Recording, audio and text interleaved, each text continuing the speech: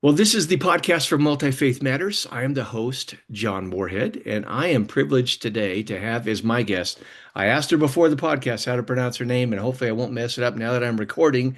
Uh, Batja Mesquita. How'd I do? Perfect. Wonderful. Perfect. We're going to be discussing her book today. I'll hold it up for folks who are watching the video. Between Us, How Cultures Create Emotions, which is a fascinating book. And I will introduce her by way of the dust jacket on the book. She is a social psychologist, an affective scientist, and a pioneer of cultural psychology. She is a distinguished professor of psychology at the University of Leuven, Belgium, where she studies the role of culture in emotions and of emotions in culture and society. Mesquita spent her postdoctoral years at the University of Michigan, where she was part of the Culture and Cognition group that played a key role in the start of cultural psychology. She is director of the Center for Social and Cultural Psychology in Leuven. And welcome to the podcast. Thank you very much for having me, John. Well, it's good to have you here. The reason I'm so interested and glad that you're here today is I work in interreligious conflict, doing religious diplomacy, and I discovered a few years back that we neglect the emotional component. And I also have a graduate degree in intercultural studies. So to have you here and talk about culture and emotions is just fascinating. I like to start on a personal note. How did you, as you began your academic career, why this subject matter? What was your passion for it? Um, you never know. You're just interested, right? But I think there were several parts to that question. One was that I lived in Amsterdam, and at that point in the late 80s, we did start to be seeing in multicultural society in the Netherlands, especially in cities like Amsterdam, where we'd never had that before. I mean, so this is different from the United States. The Netherlands never was a multicultural society in the same way. So I think that was certainly part of it. I'm wanting to know why maybe sometimes emotions looked different, or what was at the base of misunderstandings. The other explanation that I give in my book, but that's really a post hoc explanation, is um, my parents were Jews hiding in the Second World War um, in the Netherlands. And so there was a lot of, for my family members who survived, there was a lot of trauma.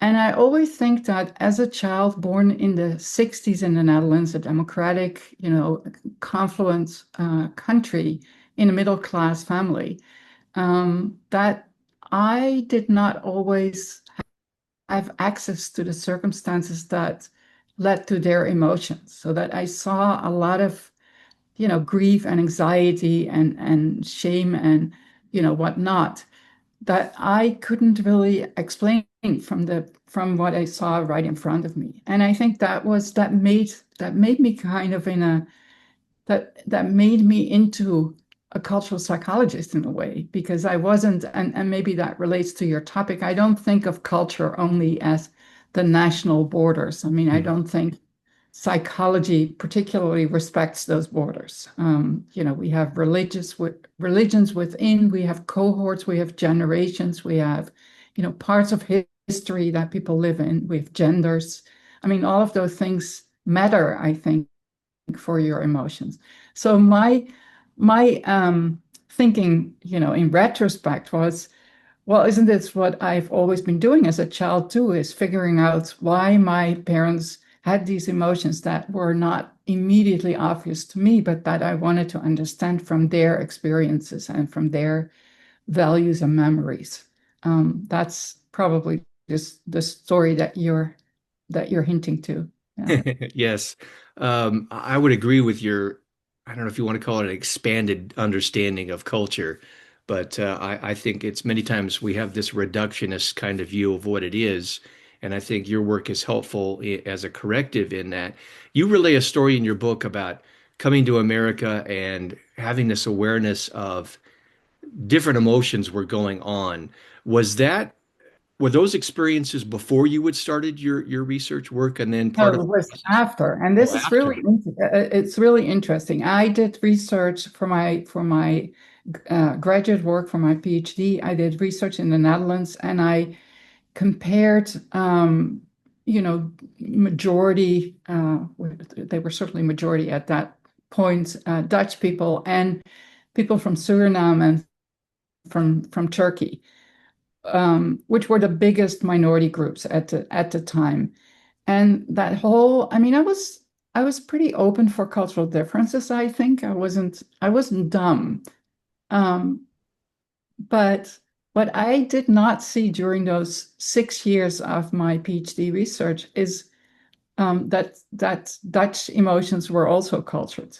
And so it was really interesting, but also in a way shocking and and an illustration of how hard it is to see your own emotions as anything but natural and default. But when I came to the US, I really felt I didn't fit in, and it was emotionally. I had a mismatch. And I can't say, I mean, this is also interesting. I can't say by the end of that, I mean, I've spent a lot of time in the US. I became a citizen, even though I don't live there anymore. And I can't say at the end of it, I felt the same mismatch. I felt pretty good. But in the very beginning, it was really a confrontation with, how much my emotions were tied to the culture that I came from. And, you may know that the Dutch are known as blunt, um, blunt and direct, and also not as uplifting and positive. So critical, and so what I think I describe misunderstandings both ways. I didn't, I felt I didn't live up to the mutual compliments, to the sort of positivity that exists, especially, I mean, I was in Michigan at the time, especially in the Midwest. I felt very much not at ease I just felt I underperformed. Like people were more grateful and more happy. And, I asked the cleaning guy how he felt, and he said wonderful or terrific. And when people asked me, I started to explain that this was good, this was not so good. I mean, I didn't have the and so what I came to understand, and I think that's maybe important also when we talk about interreligious relations, is um, that it's not that people are just making that up or are having those emotions out of space. It's very much what a culture focuses on. So, and that's also, I think, why you can learn to see it from that perspective. If you're constantly focusing, as many people in my Michigan environment did, and I think many Americans I know do, on the positive characteristic of somebody, of the contributions, of the responsibility that somebody has had to a positive outcome. Um, that those are all, if you're focused on those things in the interaction, you are more grateful. When I focus on what you've done for me, that this has been such a wonderful interview, I am more grateful than when I just think, oh, John is asking me the next question, what will it be? So I think that it's really, emotions are really reflect perspective taking, and the perspective taking is different. And other interesting, little interesting examples were, I described this in the book, but I had friends or new friends coming over for dinner, and I thought that we had a really good time that evening. And then they left and they said, thank you for a delicious dinner, Batja." And I was really disappointed because I thought, who would thank you? I mean, who would thank me if that was kind of focusing on an individual responsibility without focusing on the being, the togetherness, the connectedness that I naturally focused on. And so, I've learned throughout the years that one is not necessarily at the exclusion of the other. But at that point, I really thought it was, because I was focused on how we had a good time together and these could be friends. And this sounded to me very formal and distanced. Um, so a lot of things, my own anger and criticism that were misinterpreted, or not even anger, it was just, being blunt and expressive of opinion, I would say, also of not positive opinion. And I've learned that from my students, from my friends, that was maybe a little more than called for in the context of American interactions and relationships. But it's interesting because once you you sort of adopt the way of doing relationships and the goals of the interactions of the culture, the emotions are also much less out of sync.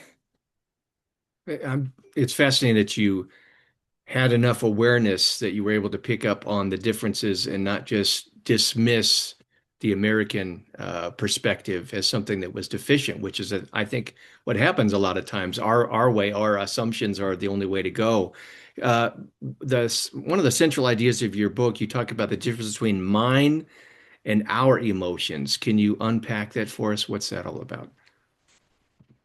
Yeah, in a lot, mine emotions are, they're just little acronyms and they don't exist out in the world, of course, mine and ours emotions. But what I use the distinction for is to describe that in many Western cultures, we think of emotions as something that is mental experiences that are inside the person. And we also think about it, many of your listeners will have seen the movie Inside Out, or the two movies Inside Out, as little figures that are always the same basically, and they're in your head.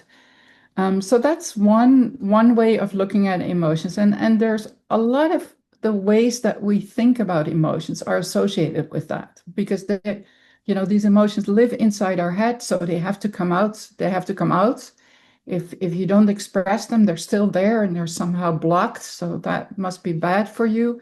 Kind of psychodynamic Freudian way of thinking that you better express your emotions. Um, in a lot of the world, we find that people don't think about emotions that way. They think about emotions mostly as things that happen between people. So when I'm angry, that's not a figure in my head, but that's something that happens between us that affects the relationship. They think about them as processes, because when they're between people, then the way they evolve or emerge is co-determined by the people in the relationship. And they also think, and it's all kind of connected, that emotions are not always the same, that they're situated. So that, what you and I, the emotion that happens between you and me is determined by the specific context, by you and me responding to each other. So it's a very different way of thinking about emotions. And what we find is that um, these ways of thinking, we're not talking about um, a star or a house that doesn't change as you're talking about it. We're talking about psychological and interpersonal processes. And so the way we think about it shapes how those processes are. So if you look at things like how do we perceive emotions? Well, if you have an idea that an emotion is in the person, you look at that person's face and body and listen to that person's voice, and you infer what emotion they have just from their own behavior. But if you think that an emotion is what's happening between people, then you might want to look at what's happening in the situation. So what is happening between all the people involved, and maybe in the context. Um, Also, when you think that your emotions are inside and have to come out, then suppressing your expression is very hard and comes at a cost. And so, for example, people express their expression, so you suppress their expression, they start to feel the emotion more intensely. So it's really the Freudian idea that I'm trying to suppress my anger, but my anger is getting worse as I'm doing that. It wants to get out. So it's a hydraulic model, really. We don't find that in cultures that think about emotions as ours because people think that emotions are always situated. And so they find it not particularly out of place to adjust their emotions to whatever the situation requires or whatever expectations exists for how to behave. Um, so it turns out that I think the most important part about it is it turns out that emotions can be quite different creatures. And that's not to say that if you grew up in a culture that that they're instantly changeable, because of course, you have grown up with this idea of emotions, and that's how they work for you. But there is quite a bit of diversity in how people see their emotions, what they do with their emotions, what the consequences are, what good emotions are, even what healthy emotions are. So if we look at the emotions that are healthy, for physical health, the emotions that are bad or good for your physical health, the differences between cultures. And those differences seem to relate to what the emotions mean in a culture. So that's a very roundabout, long question to answer to your question about mine and ours. But mine and ours was one way of distinguishing very different ways of looking and conceptualizing emotions.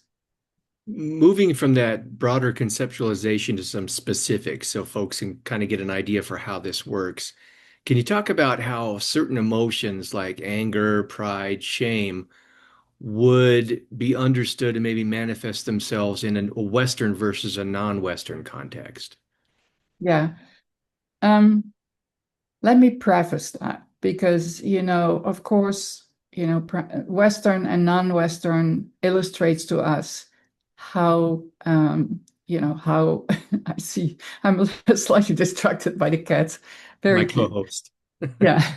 Um, uh, just let me preface that by saying that there, as my own experience illustrates, there are many differences within Western cultures. There are many differences between non-Western cultures. But what a few examples are that not in many Western cultures, anger, for example, I mean, it doesn't feel good when you're angry, but it's ultimately a positive emotion because it shows your autonomy, it defends your own individual needs, it shows other people that you are capable of drawing boundaries.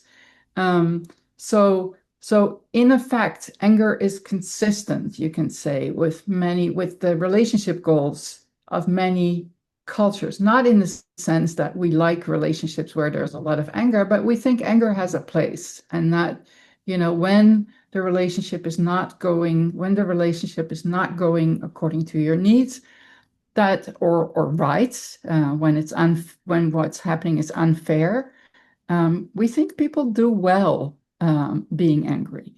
Not in any way. I mean, we don't think that people should, fight and hit upon and be physically aggressive. And sometimes we think, assertiveness is valued.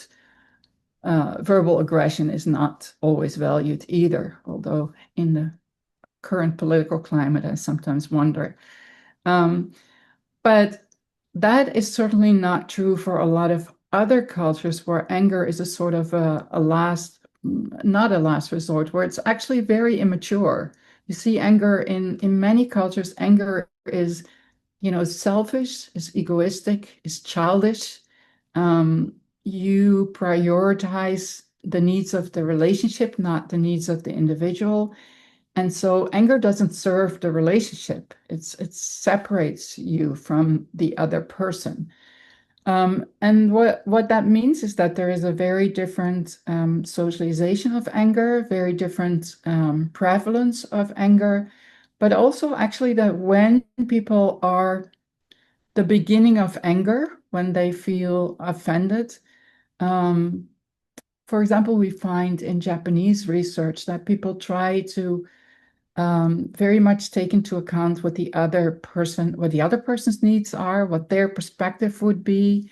They think about how to avoid conflict at all. They think about how to save the relationship and the harmony in the relationship. And we see that in different contexts. We also see that, when we ask couples about conflict, they basically say conflict is a very you should always look at how to avoid conflict. And one way of avoiding it is taking the perspective of the other person and seeing, why did this other person do what they did? How can I accommodate their wishes and needs?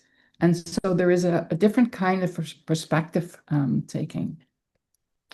We see it as early as a young kids that they just don't respond with anger, and say that no, they would maybe they would think, what did I do wrong that my dad got snappy at me, for example.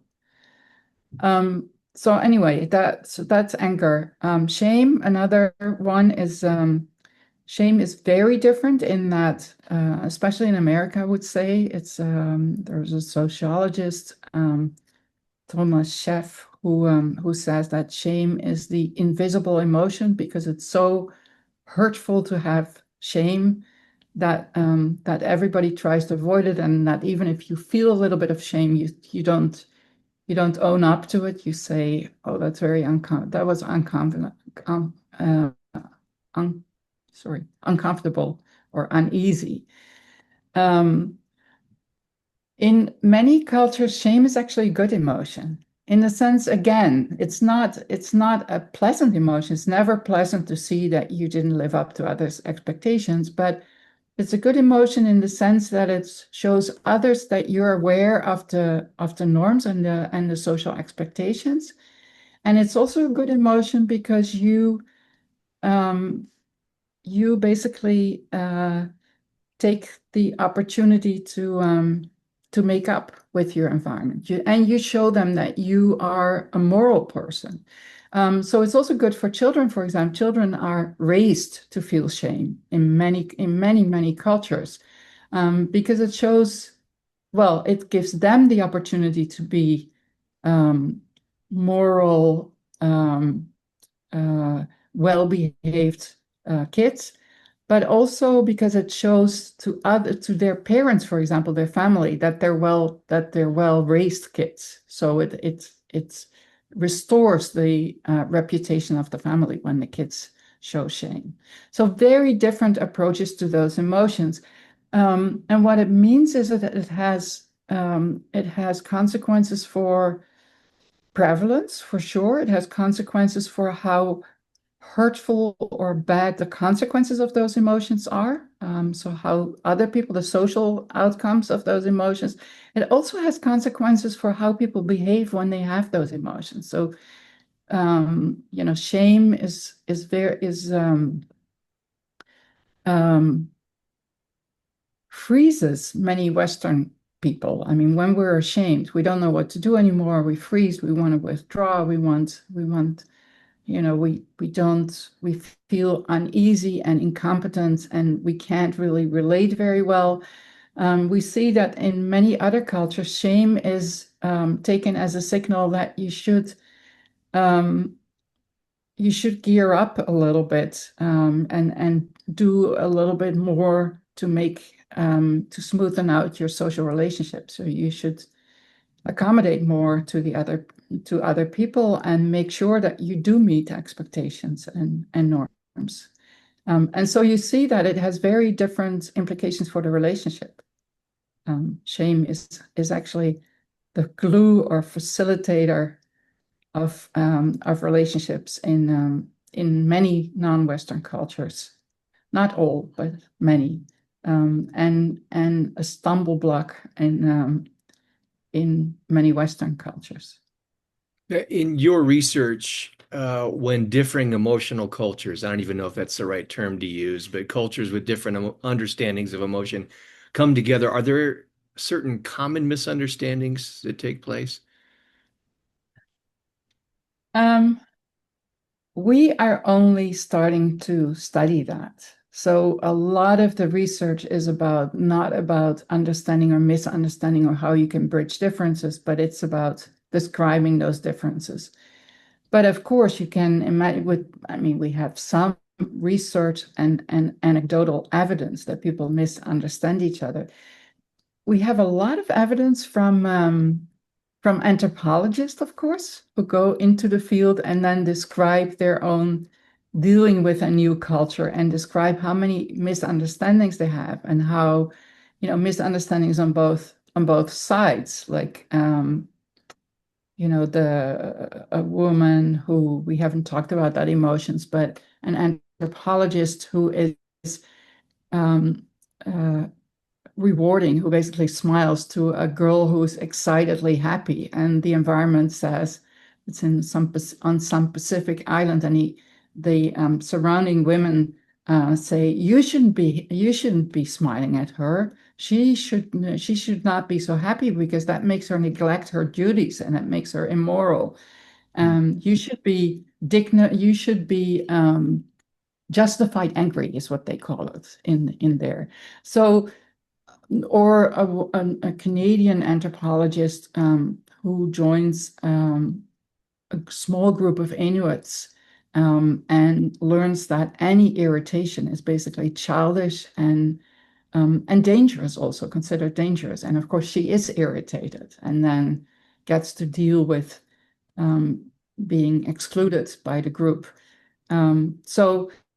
So we have those descriptions. We also have reflections on those descriptions. I mean, the more modern anthropologists reflect on their own emotions, and on their own interactions. The older ones used to say things like, "Oh, they're really sad, but they don't have a word for it, and so they say they're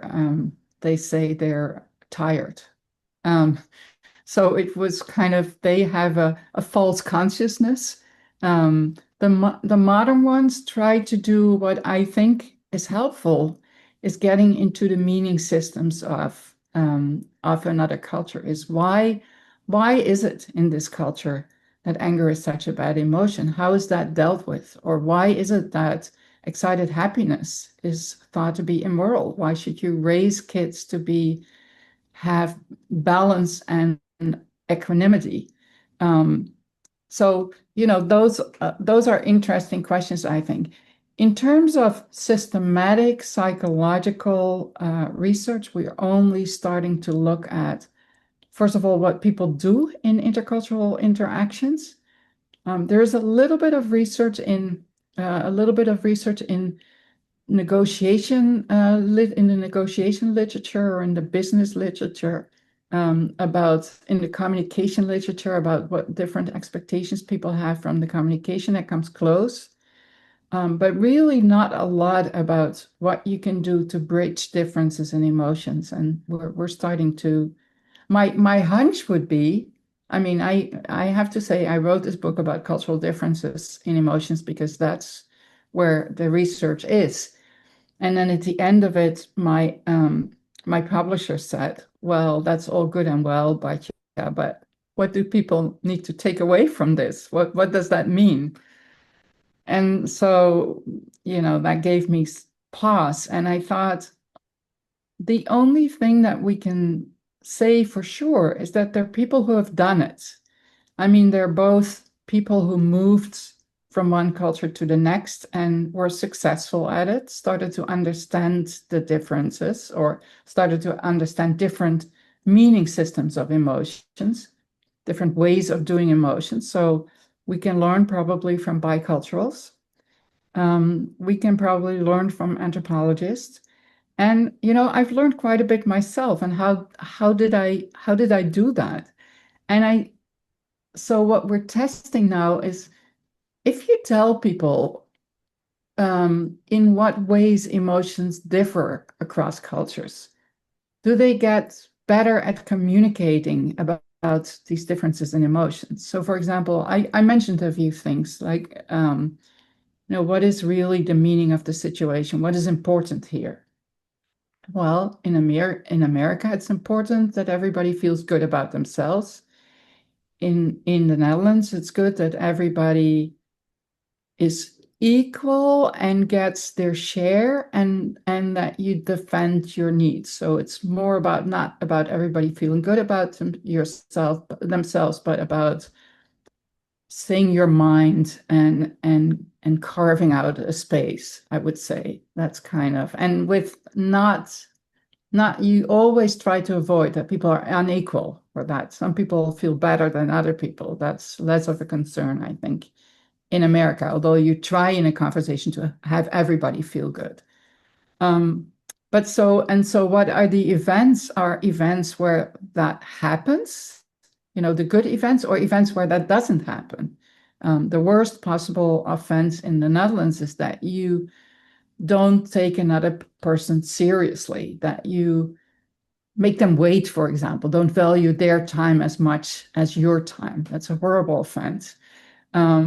What is the worst offense in the US? I think from what if this is of course all um, yeah, it's not making any distinction. It's a very high level of abstraction at which I describe this, but I would say is making a person feel bad about themselves. That would be particularly bad in the US.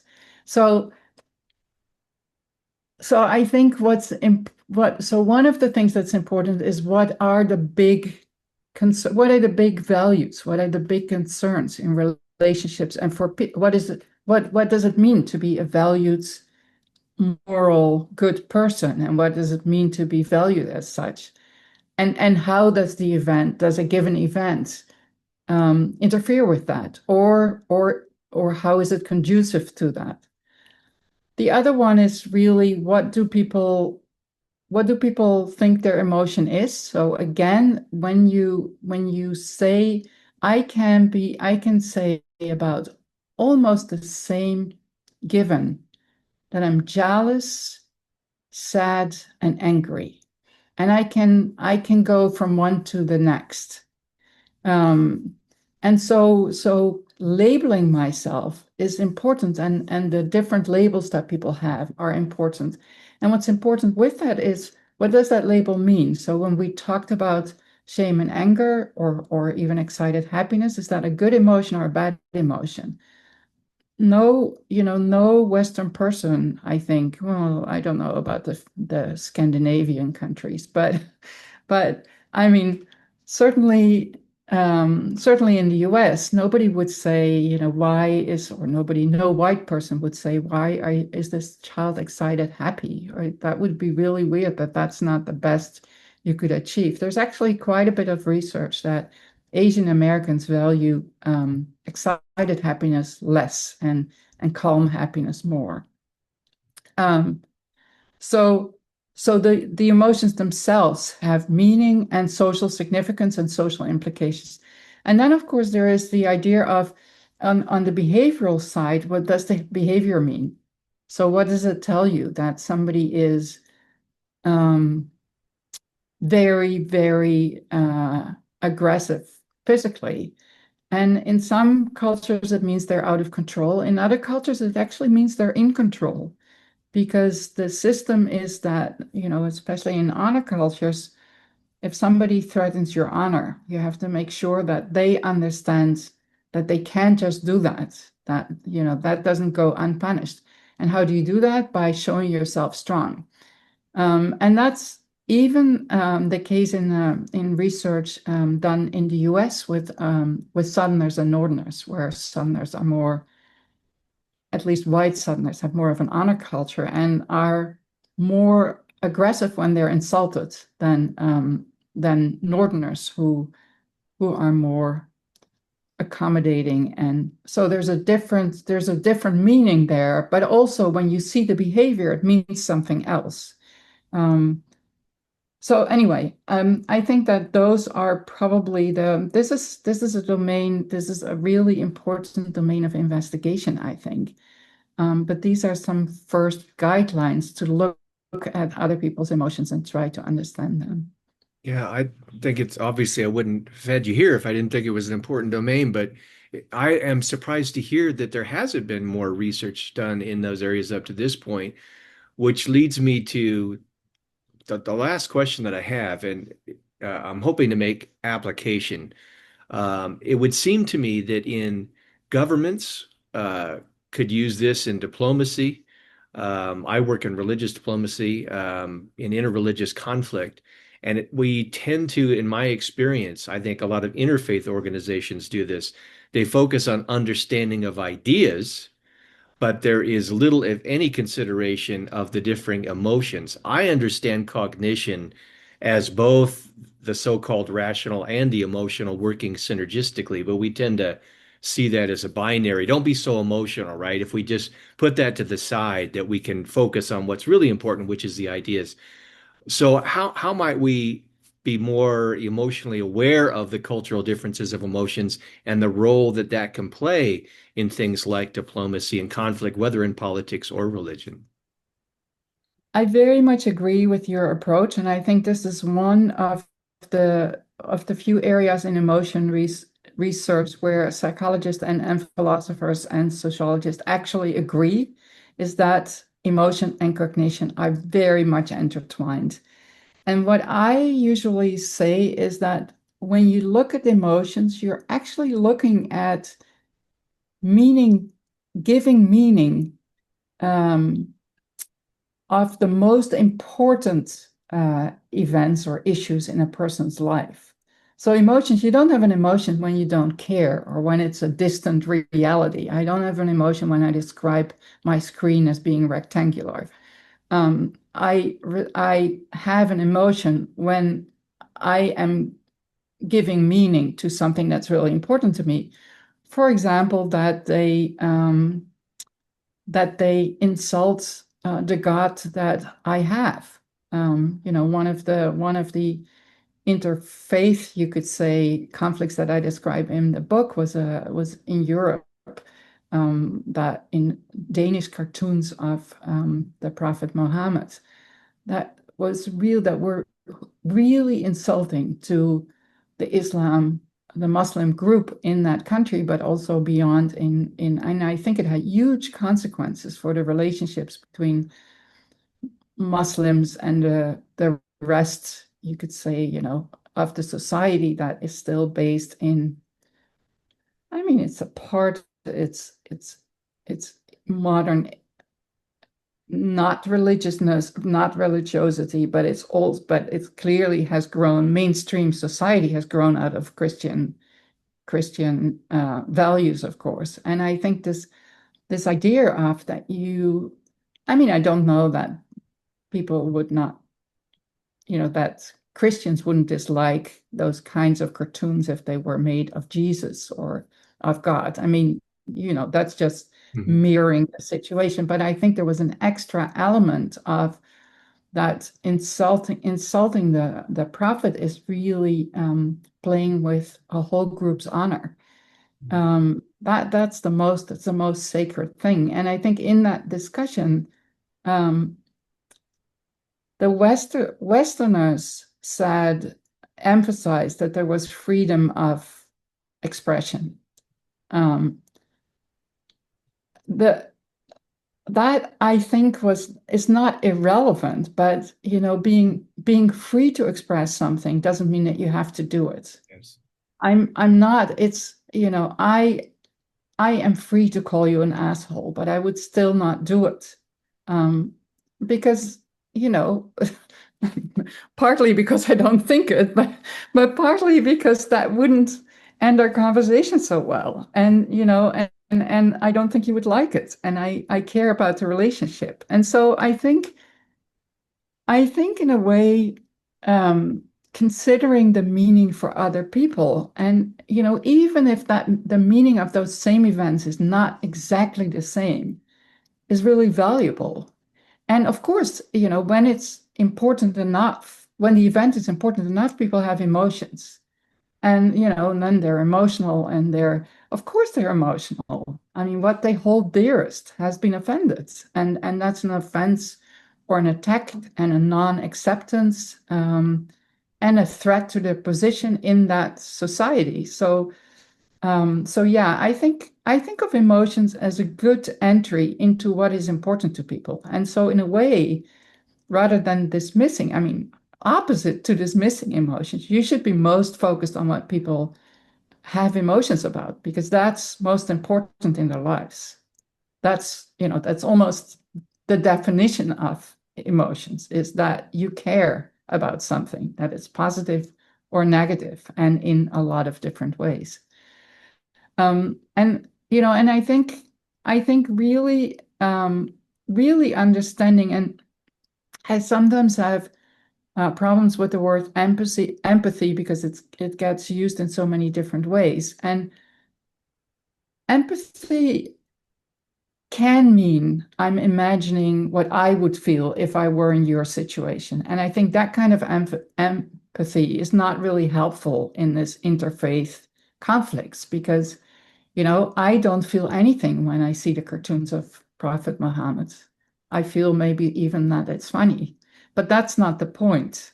The empathy should be about, if I held something dearly, and if joking with it, or making cartoons, would be very offensive and would be a sign that my group wasn't respected in this society. What then would I feel? And then I think we would come a lot closer to understanding, and to maybe also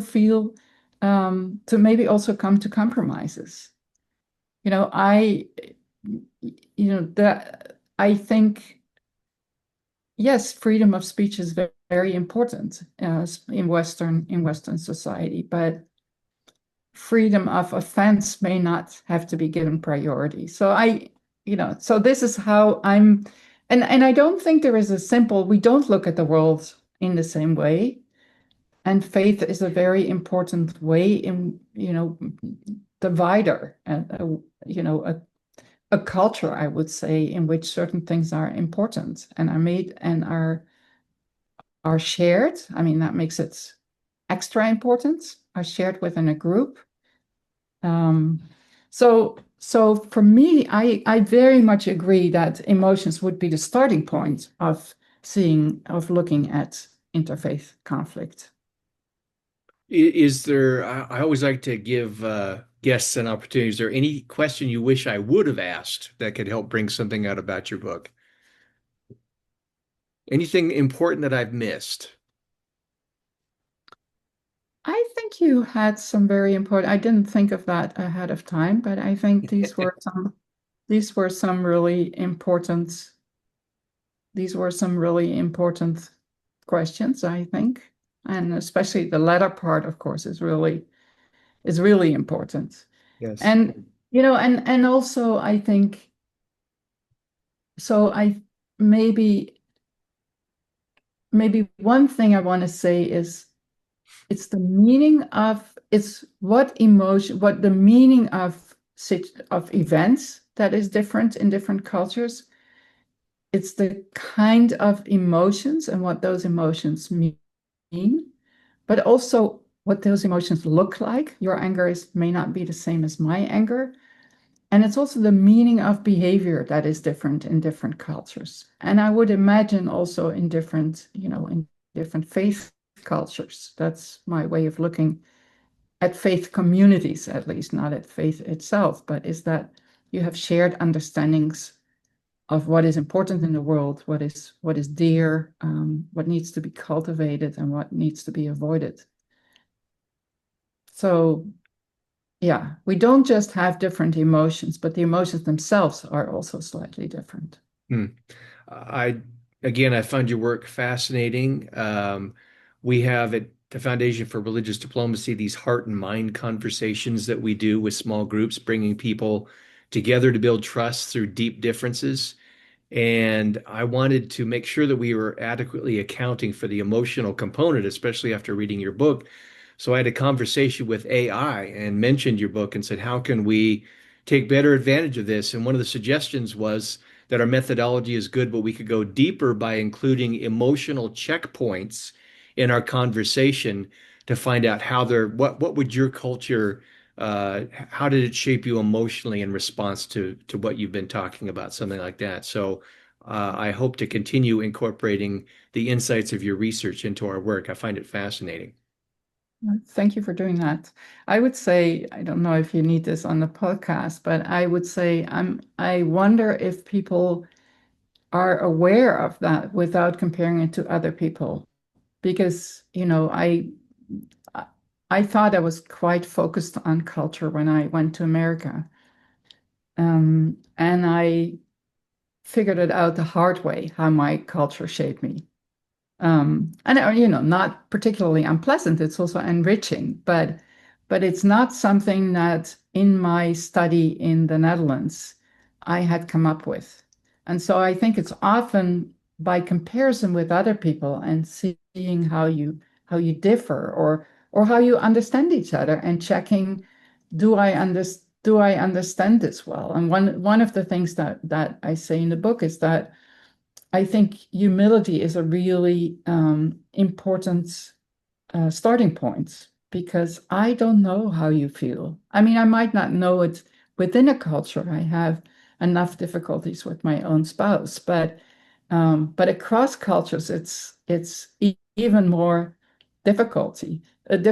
And I think the humility of trying to find out what is actually happening from the perspective of this other person, what feelings they have, why they think they have them, what is important in their view about what's happening or about even the interaction, how do they interpret their emotional response? Is that just what everybody would be expected to do? Is it because I was so angry? Is it because, I mean, it's just interesting to hear people out and not have an opinion about, well, and that's one of the things.